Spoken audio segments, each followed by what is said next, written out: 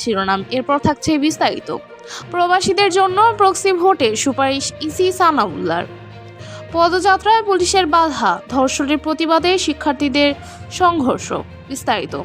প্রবাসী বাংলাদেশিদের জন্য প্রক্সি ভোটের সুপারিশ করেছে নির্বাচন কমিশনার আবুল ফজল মোহাম্মদ সানাউল্লাহ।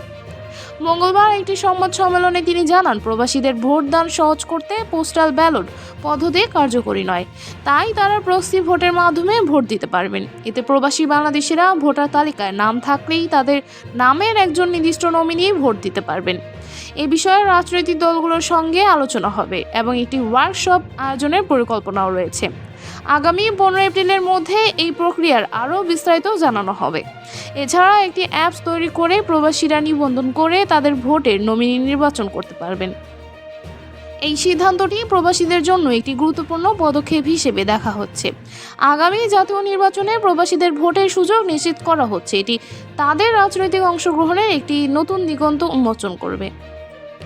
পদযাত্রায় পুলিশের বাধা, ধর্ষণের প্রতিবাদে শিক্ষার্থীদের সংঘর্ষ। বিস্তারিত।